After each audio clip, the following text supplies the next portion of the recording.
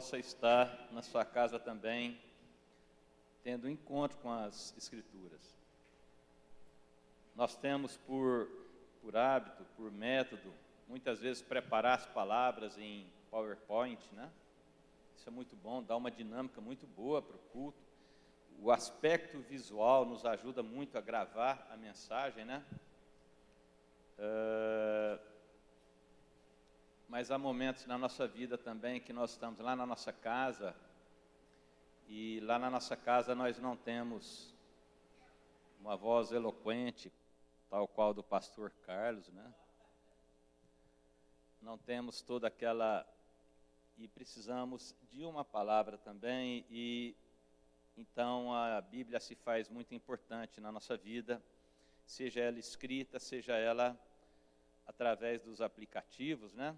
Para que a gente possa também, nesses momentos, quem sabe lá no nosso trabalho, na escola, estar então buscando uma direção de Deus. No capítulo 5 da segunda carta aos Coríntios,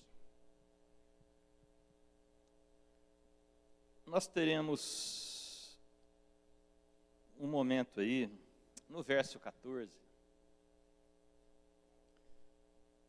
que diz assim: porque o amor de Cristo nos constrange, julgando nós assim, 2 pontos, que se um morreu por todos, logo todos morreram. E ele morreu por todos, para que os que vivem não vivam mais para si, mas para aquele que por eles morreu e ressuscitou. Assim, que daqui por diante, a ninguém conhecemos segundo a carne, e ainda que também tenhamos conhecido Cristo segundo a carne, contudo agora já não o conhecemos deste modo. Verso 17, assim que, se alguém está em Cristo, nova criatura é. As coisas velhas já passaram, eis que tudo se fez novo. Continuando o verso 18, e tudo isto provém de Deus, que nos reconciliou consigo mesmo por Jesus Cristo e nos deu o ministério da reconciliação. Isto é, Deus estava em Cristo, reconciliando consigo o mundo, não lhes imputando seus pecados, e pôs em nós a palavra da reconciliação, de sorte que somos embaixadores da parte de Cristo, como se Deus por nós rogasse. Rogamos, pois, da parte de Cristo, que vos reconcilieis com Deus. Verso 21, aquele que não conheceu o pecado, o fez pecado por nós, para que nele fôssemos feitos justiça de Deus. Irmãos e irmãs, essa palavra me constrangeu muito nesses últimos dias. Muito, muito, muito, muito. E às vezes nós viemos ao culto para sair daqui voando baixo, não é verdade? Alegres, radiantes, ouvindo uma palavra descontraída. Mas nessa manhã eu queria que nós saíssemos daqui constrangidos. Porque quando ele começa a falar no verso 14, ele fala justamente nessa palavra. Olha, nós temos uma facilidade muito grande em enxergar no próximo e nos indignarmos com a atitude do próximo e julgá-lo e comentar sobre isso. Um grande investimento hoje das emissoras de televisão é um grupo de comentaristas. Se vocês observarem quantos comentaristas tem hoje na CNN, na Globo News, e assim por diante. Porque o comentarista ele está falando a respeito do próximo, do outro, e não de si mesmo. E é bom. Não estou aqui criticando a profissão de comentarista. Só que o meu propósito nessa manhã aqui, e eu entendo que é de Deus, porque essa passagem falou muito comigo, sobretudo nessa manhã, é que nós aprendamos a constrangermos com nós mesmos. Palavra dura essa, constrangimento. Porque quando nós nos constrangemos conosco, se cada um de nós assim fazemos, as nossas relações interpessoais, elas começam a serem restauradas. Então, ao invés de eu esperar que o Tiago mude, que a Elizabeth mude, que alguém mude, quando eu me constranjo comigo mesmo, eu mudo. E se a Elizabeth, da mesma forma, o André, qualquer um de nós que aqui estamos, o Daniel, se constrange, então nós temos um grupo de pessoas constrangidas, cujo constrangimento aponta para um reino de Deus.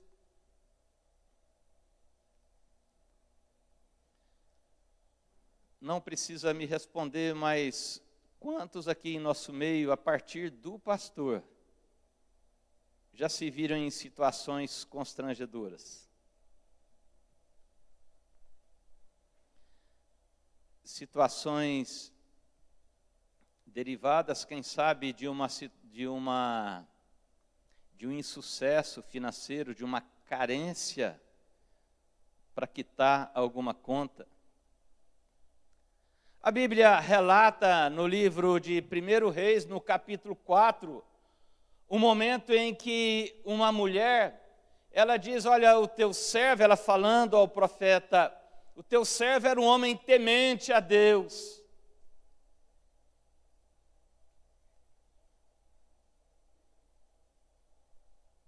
Mas naquele momento aquela mulher estava no estado de carência. Havia acabado o dinheiro na vida dela e quantas vezes socorre comigo e com você. E nós chegamos em casa, o funcionário da CEMIG está em cima do poste. Eu creio que aqui ninguém passou por esse constrangimento, mas é um constrangimento que pode ocorrer comigo, pode ocorrer com você.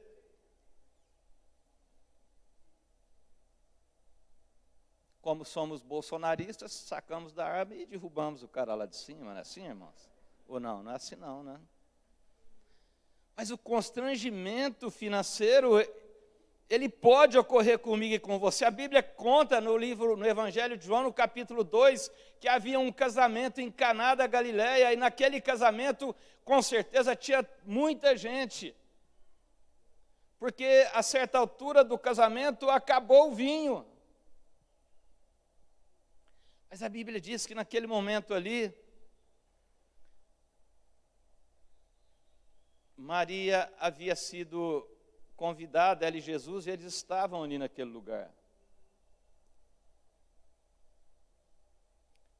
E de pronto aquele constrangimento começou a se desfazer, porque naquele momento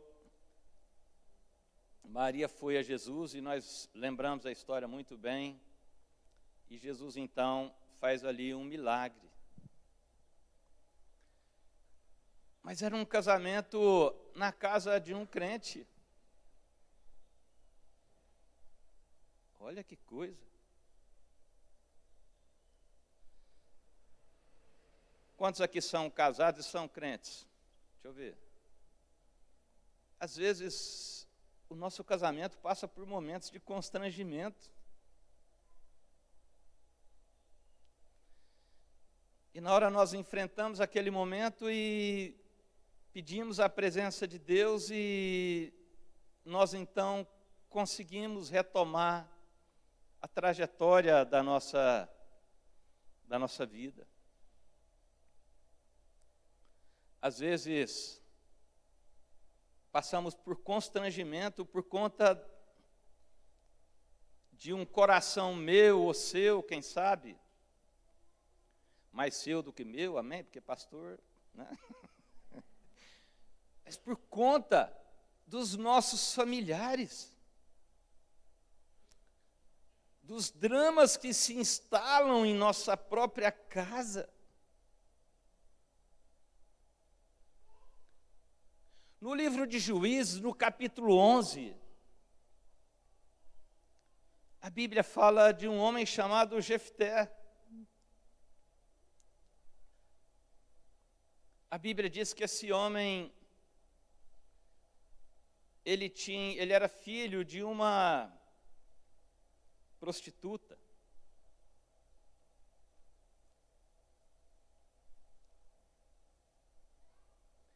E às vezes não é exatamente esse o constrangimento a que nós somos submetidos. Mas tantos outros que, olhando para a nossa família, nos causam, assim, ainda que provisoriamente, um constrangimento. O constrangimento é algo próprio meu e seu, dos seres humanos. Em algum momento, em alguma situação, nós haveremos de passar por um constrangimento. Se você lê o livro do profeta Oséias, você vai perceber que Deus falou para Oséias casar com uma prostituta. E longe disso, irmãos, não quero aqui julgar, tecer nenhum comentário a respeito da prostituição. Porque cada pessoa que está nessa prática também um dia recebeu o sacrifício de Cristo.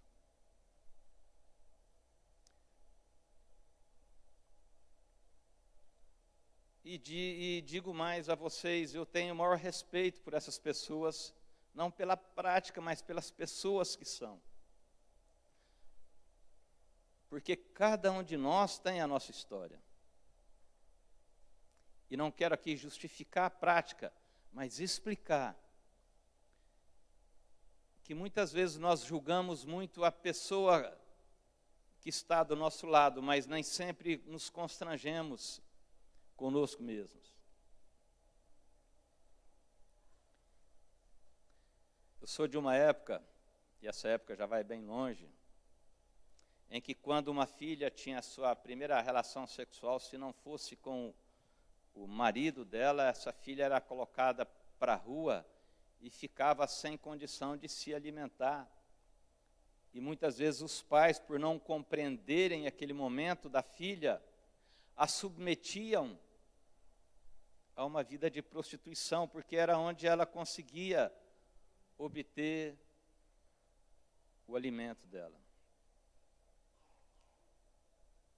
De tal maneira que, quando nós julgamos o próximo, nem sempre nós entendemos a história desse próximo. Quantos entendem o que estou falando? Mas aqui a Bíblia fala de um outro constrangimento.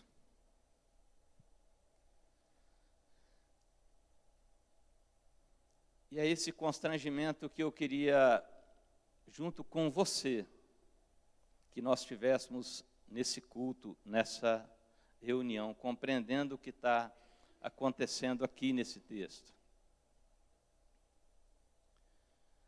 Hoje, pela manhã, acessando o Facebook, e não era para vigiar os irmãos e as irmãs, diga amém, longe disso. Mas eu vi uma postagem lá da Samara, que, se não me engano, está sendo aniversário hoje. É isso, Samara? Então, fique de pé então, Samara. Fique de pé aí agora. Dá um aplauso à irmã aí. Glória a Deus. Aleluia. Me chamou a atenção o comentário dela, porque, embora eu não seja um ativista político, mas eu gosto muito da política, né? E ela cita lá, na postagem dela, que ela estava sentada na cadeira do presidente, não é isso? Quando eu vi aquilo, eu falei, será que a irmã agora vai ser vice na próxima? Como é que é o negócio? Deixa eu ver isso aqui, né? E ali ela na verdade, ela está comemorando um tempo, uma nova fase na vida dela. E ela fala uma coisa interessante, que é esse o constrangimento que eu queria que nós tivéssemos nessa manhã. Ela diz que ela estava constrangida com o amor de Deus sobre a vida dela. É isso. E é esse constrangimento que nós precisamos de aprender nessa manhã.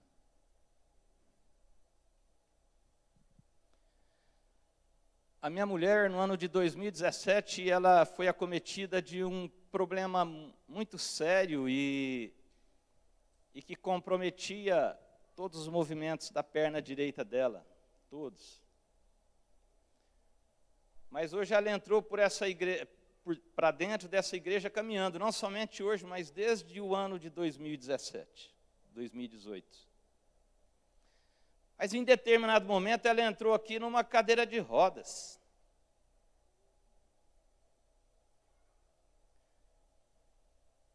E quando eu olho essa loira linda assim, eu fico pensando, é de se constranger o amor e o cuidado de Deus pelas nossas vidas. Esses dias nós fizemos um almoço, nós não, as irmãs e os irmãos da célula nossa prepararam um almoço para fazer uma arrecadação de recursos para ajudar o Nelsinho, a Alessandra e a família, no momento que eles estão enfrentando. E ali nós vimos a participação de tantos irmãos e irmãs, de outras células, inclusive, completamente envolvidos naquele projeto. E eu fiquei constrangido com aquilo. Que coisa bacana.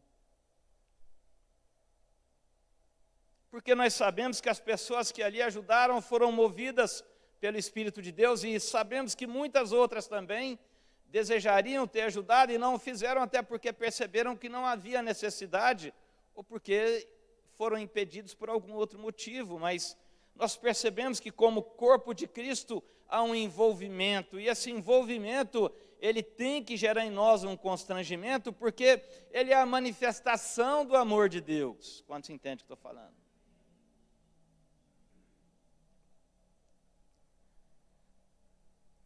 E aqui, quando o apóstolo Paulo, ele está escrevendo essa carta para aquela igreja, a segunda carta que ele escreve, a igreja de Corinto, ele começa a nos dizer algumas coisas aqui, e eu queria discorrer sobre elas. Ele diz, porque o amor de Cristo nos constrange, julgando nós assim. 2 pontos, e agora ele começa a explicar. Porque vamos entender esse constrangimento. Como é que é isso? Ele vai explicar por que é que o amor de Cristo nos constrange. No Evangelho de João, no capítulo 1, a Bíblia diz que Natanael fez uma referência infeliz a Jesus. Ele falou, mas pode vir alguma coisa boa de Nazaré? E quando Jesus, então, está diante de Natanael, Jesus, sabendo que ele havia falado isso, Jesus poderia ter repreendido ele, falado, rapaz, você sabe com quem você está falando? Dá uma carteirada nele. tirar a carteira de Messias. Eu sou o Messias, aqui está a minha credencial. Eu sou aquele por meio de quem o Criador fez o universo. E tantas outras coisas. Mas a Bíblia diz que Natanael fez uma coisa. Jesus falou diferente. Ele falou, eis aí um verdadeiro israelita em quem não há dolo. Quebrou a canela do homem. E Jesus não fez isso por uma ironia, não, por uma verdade. Porque quando nós falamos de Jefté, agora há pouco, a Bíblia diz que ele era um homem filho de uma prostituta, mas que ele era um homem valoroso. O que eu quero dizer para você é que por trás daquilo que te constrange nesse momento, há uma pessoa valorosa para o Senhor. Você pode dar um amém por isso aí?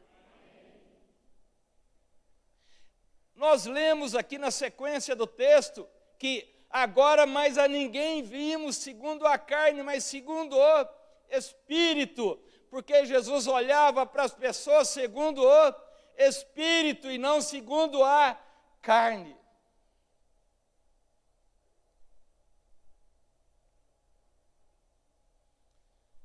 E aí, Paulo continuando escrevendo essa parte, ele diz assim, porque o amor de Cristo nos constrange, julgando nós assim, que se um morreu por todos, logo todos morreram. Quantos são brasileiros aqui? Levanta a mão. Somos todos tetra, não é isso? Não é assim? Pentacampeões. Está vendo aí, ó? Olha o constrangimento que eu estou passando na frente de vocês aqui, hein? Olha só. Quantos são flamenguistas aí? Levanta a mão, deixa eu ver. Ô, Senhor, perdoai, eles não sabem o que estão fazendo. Mas são campeões da Libertadores. Tem mais o título de campeão brasileiro. Quem é palmeirense aí? Aê, amém.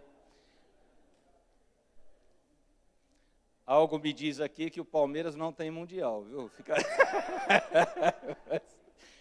Mas, irmãos, eu quero levar vocês a uma compreensão com tudo isso que eu estou colocando aqui.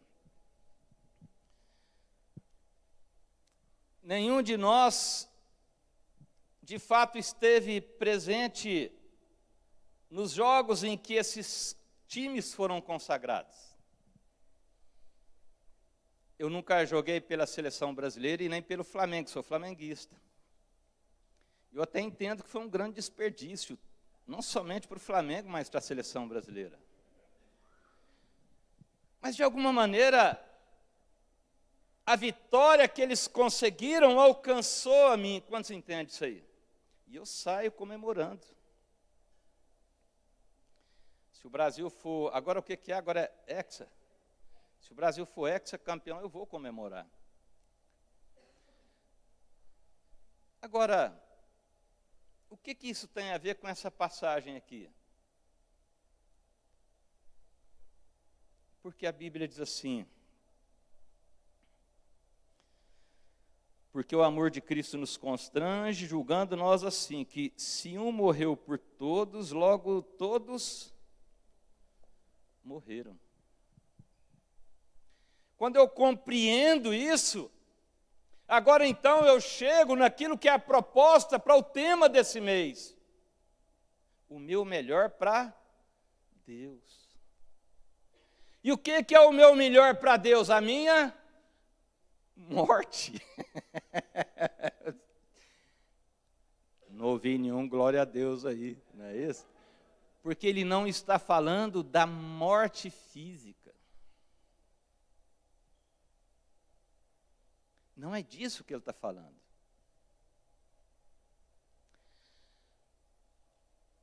Preste atenção numa coisa. A Bíblia diz, em João capítulo 3, versículo 16, uma coisa bacana, que todos nós sabemos de cor.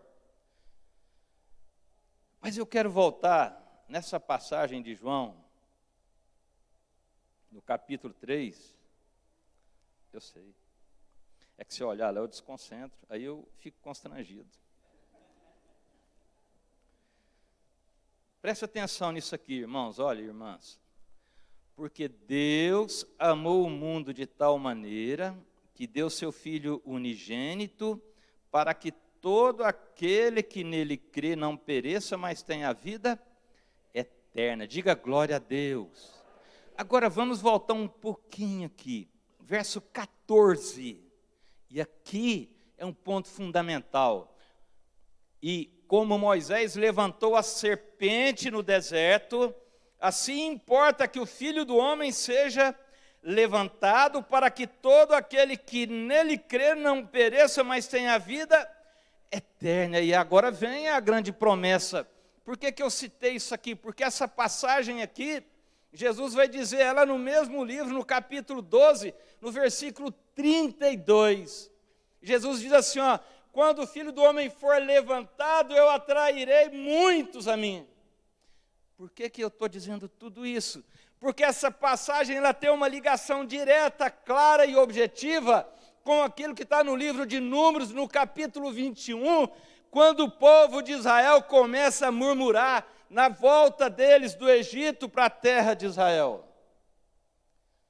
A Bíblia diz que aquele povo começou a murmurar. E foram até Moisés.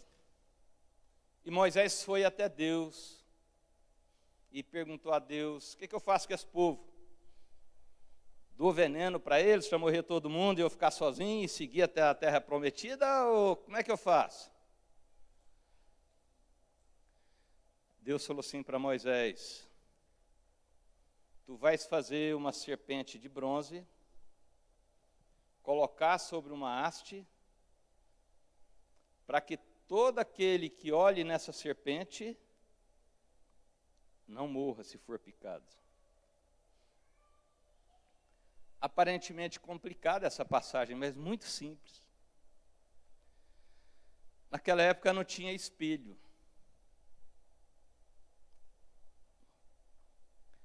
O bronze polido, ele é um ótimo espelho. Quando Deus fala para Moisés, olha, você vai pegar uma serpente, mas tem que ser de bronze, ela não pode ser de barro, de pedra, de ferro, mas tem que ser de bronze. E você levanta ela, e todo aquele que olhar para essa serpente vai ser salvo. Se for picado pela serpente, Jesus vem e diz, olha, quando o Filho do Homem for levantado, importa-se que assim como a serpente foi levantada. Então, quem que era aquela serpente que estava na haste levantada lá? Ora, se ela era de bronze e o povo chegava e olhava ela, quem que o povo via lá refletido? A si mesmo.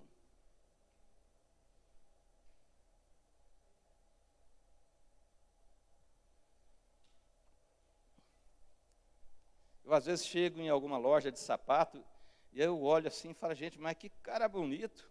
A hora que eu percebo é um espelho. Eu falei, gente, mas... Irmãos, a serpente levantada, o Cristo levantado, tipifica a serpente.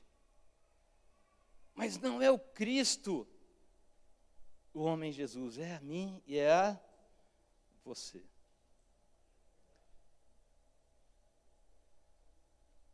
Então, quando você começa a transitar pela Bíblia lá do Antigo Testamento, as coisas a princípio elas são tanto quanto obscuras, a tal ponto de nessa primeira carta aos Coríntios, não nessa aqui que nós estamos lendo, mas na carta anterior, no capítulo 13, o apóstolo Paulo vai dizer assim, olha, agora nós vimos como por espelho. Porque ainda que seja por espelho, ainda há uma confusão. Por exemplo, quando eu chego de frente ao espelho e levanto meu braço direito, qual o braço que eu vejo de lá? O esquerdo. O espelho é uma forma fidedigna, quase fidedigna, mas ele não é a perfeição da minha imagem. Mas já dá bem para entender quando eu olho no espelho. E é disso que o apóstolo Paulo está ensinando aqui. O amor de Cristo nos constrange. Por quê? Porque eu e você, sem Cristo, nós somos verdadeiras serpentes e nós nos mordemos uns aos outros. Porque o próprio apóstolo Paulo fala sobre isso. Não vos mordais uns aos outros.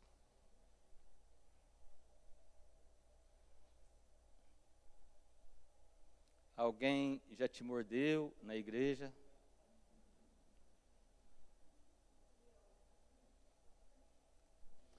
Isso é que Paulo está mostrando para nós. Constrangimento. Porque à medida em que eu sou constrangido, quando eu olho para mim, na serpente de bronze, perceba bem, eu começo a mudar a minha trajetória. E quando eu mudo a minha trajetória, agora eu não passo por nenhum outro constrangimento. Porque isso me exorta.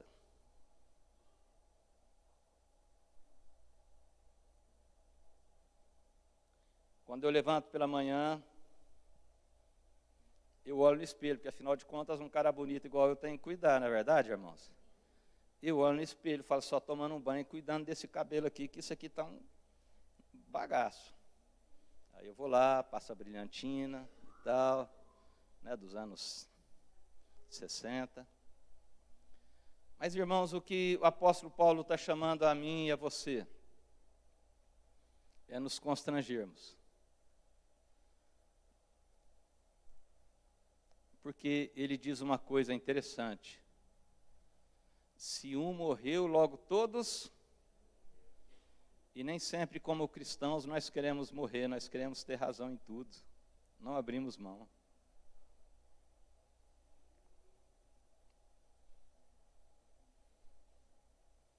E aí ele diz, voltando lá para 2 Coríntios, capítulo 5, para nós concluirmos. Qualquer dia retomaremos esse tema aqui na igreja. Mas diz assim: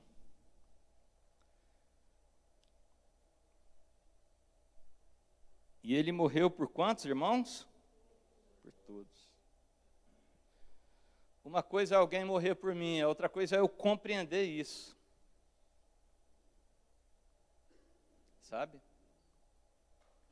Enquanto eu não compreendo isso, eu fico numa busca terrível de religiosidade para tentar me aproximar de Deus. E aí, preste atenção nisso. No capítulo 17 do livro de Atos, tem um momento em que o apóstolo Paulo vai ali e ele começa a discutir com alguns filósofos estoicos e epicureus. Você pode ver depois em onde é que eu falei que está? Atos 17. E ele diz, olha, ele falando com aqueles homens, falando, eu vejo que vocês são muito religiosos.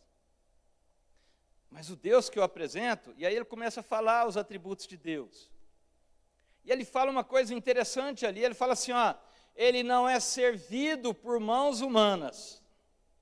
E aí nós temos que tomar muito cuidado, porque a serpente está na internet.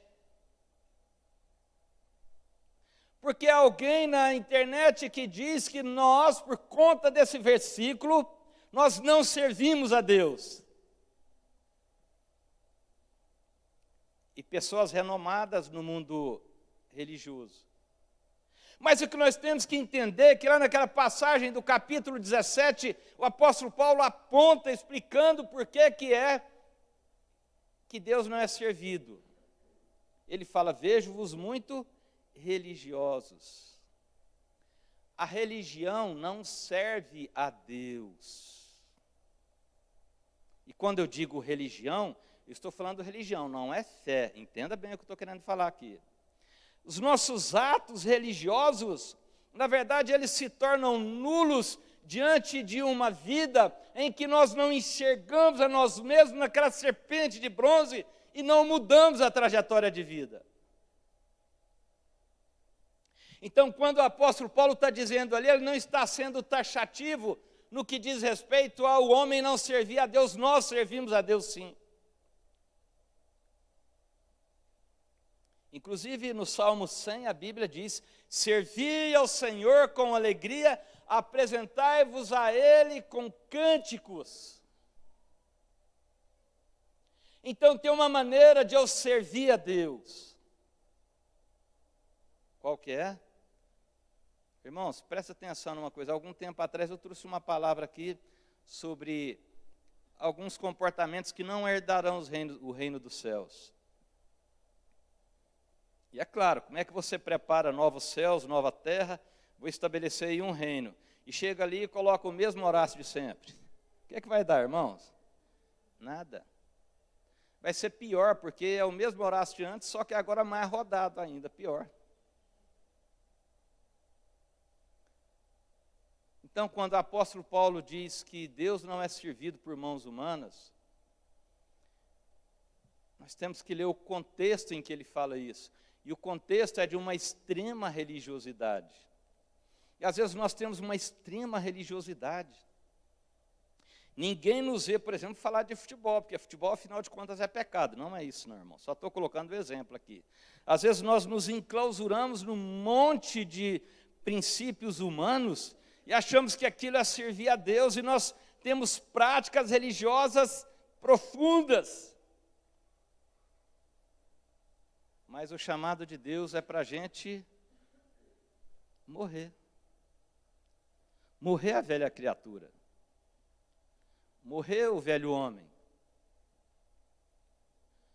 O nosso constrangimento é para que a gente olhe lá e fale: aquela serpente tem que morrer. Aí a Beth fala assim: não, mas aquela serpente eu sei, bem, ou então eu tenho que morrer, ué. Estão me entendendo, irmãos? E aí, chegamos no nosso horário já. Ele diz assim, verso 16, assim que daqui por diante ninguém conhecemos segundo a carne, e ainda que também tenhamos conhecido Cristo segundo a carne, contudo agora já não o conhecemos desse modo. Quando ele fala conhecer segundo a carne, ele está se referindo a um conhecimento meramente humano. Então muita gente diz que Jesus foi um homem demais, foi um profeta, só fez o bem, né? Mas nós temos que entender mais do que isso fazer o bem. Nós temos que entender que a nossa visão de Jesus é uma visão meramente e exclusivamente espiritual. Daquele que experimentou a morte, mas que ressuscitou ao terceiro dia. E ele diz, assim que se alguém está em Cristo, nova criatura é, as coisas velhas passaram, eis que tudo se fez novo. E nós não temos, já vamos partindo para o final, quando ele diz, e tudo isso provém de Deus, que nos reconciliou consigo mesmo por Jesus Cristo. E tudo isso provém de quem? De Deus, não é da nossa religiosidade, entendam isso. A nossa reconciliação com Deus não é através das nossas chamadas, que a Bíblia chama de obras mortas. Mas a nossa reaproximação com Deus é a medida em que nós morremos como serpente abrasadora.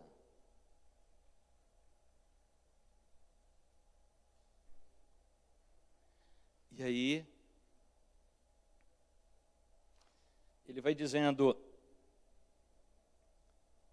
e tudo isso provém de Deus, que nos reconciliou consigo mesmo por Jesus Cristo e nos deu o ministério da reconciliação. Nós temos um ministério, nós temos um serviço, nós temos uma obra. Talvez você não vá ser convidado ou convidada para ser ministro ou ministra do Lula. Não fica triste com isso, não. Livramento de Deus. Não, irmãos, não é isso, não. Não é isso, viu? Só para estressar os irmãos e as irmãs aí, longe disso. Mas a palavra ministério, nós podemos um dia trazer uma mensagem sobre isso. O pastor Carlos já falou sobre isso algumas vezes, pastor Elton também, e alguns outros pastores. Ministro significa serviço, e a gente vai ver a origem dessa palavra lá na navegação antiga. Um dia nós falaremos sobre isso aqui. Mas nós recebemos um serviço para fazer. E esse serviço é a reconciliação com Deus. Agora, como é que eu reconcilio alguém com Deus, se quando a pessoa olha para mim e vê em mim uma serpente abrasadora? Eu posso pregar uma noite inteira no ouvido da pessoa, eu vou acabar matando ela de raiva. Porque quando ela olha para a estrutura do Horácio, essa simpatia, fala, é bonito, mas é uma serpente abrasadora. Entende? E que autoestima, irmãos. Perdoa, Senhor, ele não sabe o que está fazendo e nem falando. Mas olha só, irmãos, isto é, Deus estava em Cristo, olha o quanto é importante a vinda de Cristo. Olha o quanto.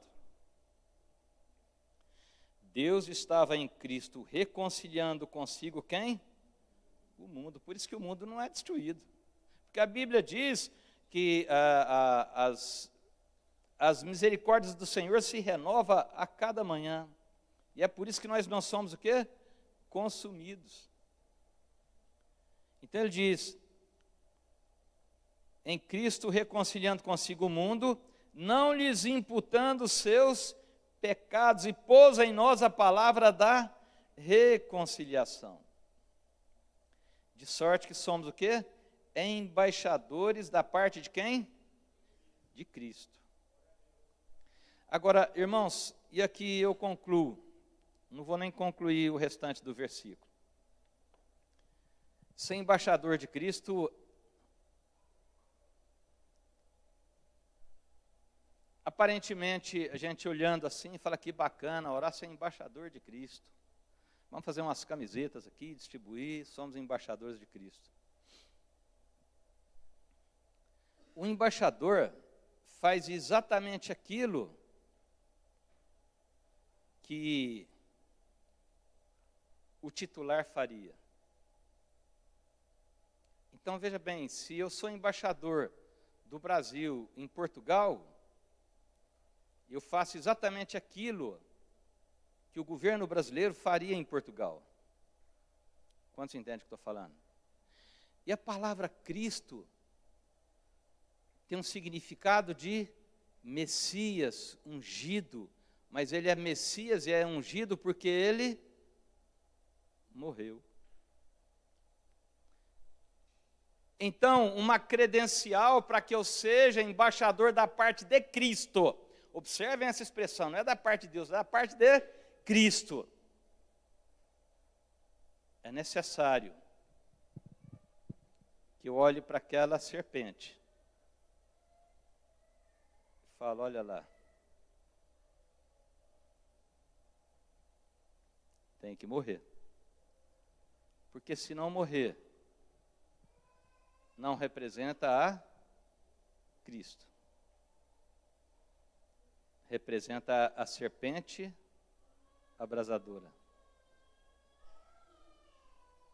E isso tem que nos constranger. Pode ficar de pé nesse momento.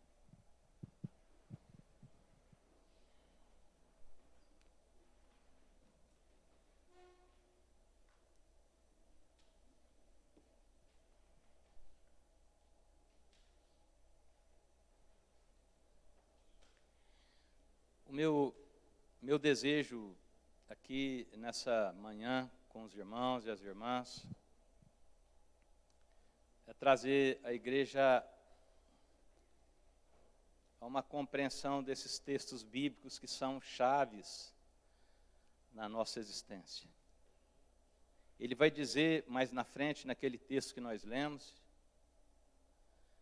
de modo que não vivam mais para si, mas para aquele que morreu por eles.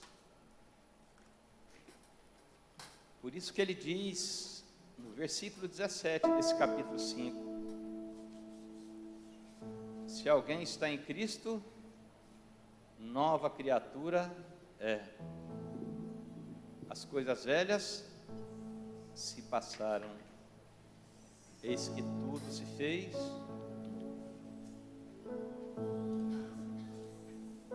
Então, quando eu recebo uma palavra dessa, quando eu compreendo uma palavra dessa, eu já não fico mais constrangido com o Jorge, com a Priscila, sei lá. Se bem que, na verdade, eu sou até muito orgulhoso de vocês, amém? E de Eliane também, de cada um de vocês. Eu não sou candidato a nada, mas preste atenção nisso, irmãos. Quando eu entendo essa palavra, eu começo a perceber o significado da morte bíblica. Porque a Bíblia diz, de modo que não vivam mais para si, mas vivam para aquele que por eles morreu, mas ressuscitou. Nosso horário já vai avançando, eu quero que você feche seus olhos, curva a sua cabeça, vamos orar a Deus, pedir a Deus que coloque em nossa mente, em nosso coração, mas sobretudo no nosso espírito, essa mensagem para que ao sairmos daqui tenhamos a coragem de fato morrer para nós e vivermos para Cristo, porque afinal de contas nós somos embaixadores, e o embaixador ele não pode falar diferente daquele que o designou como embaixador, ele não pode fazer diferente daquele que o designou como embaixador, ele não pode pensar diferente daquele que o designou como embaixador.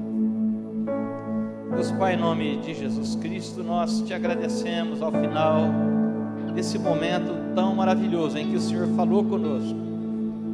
Sabemos, ó Pai, que se nós tivemos a oportunidade de entrar para esse salão e ouvir essa mensagem das Escrituras Sagradas, não de um pastor, mas de um texto bíblico, é porque isso por si só já é a materialização do seu amor, do seu cuidado, da sua misericórdia, mas sobretudo, ó Deus, da grande oportunidade que o Senhor nos dá de sermos seus embaixadores. E como assim o Senhor nos constitui como embaixadores? Muda a nossa mente nessa manhã, muda as nossas ações nessa manhã, muda, ó Deus, as nossas palavras, para que de fato possamos abraçar esse ministério tão maravilhoso, que é o ministério para a vida. Como pastor, eu quero orar pela igreja nessa manhã e peço ao Senhor que assim o faça, porque tudo vem do Senhor. Que sejamos uma igreja, ó Deus, que morramos para nós mesmos e aprendamos a viver para o Senhor. Que os nossos dias, sejam eles poucos ou muitos, sejam todos derramados na Tua presença, porque sabemos, ó Deus, que seremos revestidos e viveremos eternamente com o Senhor. Muito obrigado a Deus por essa manhã, muito obrigado a Deus pelos milagres que o Senhor realizou, para que nós pudéssemos estar aqui nessa manhã. Quantas vezes o Senhor já nos livrou de acidentes, de mortes, de enfermidades, para que essa manhã acontecesse em nossa vida, e que esse seja de fato o dia de morrermos para nós mesmos e nascermos para o Senhor. Assim nós te pedimos, em nome de Jesus, amém. Você pode dar um forte aplauso ao Senhor. Glória a Deus, Deus seja louvado. Aleluia. Enquanto nós estamos terminados, Deus abençoe você, te conduza em vitória, mas sobretudo em compreensão, em nome de Jesus.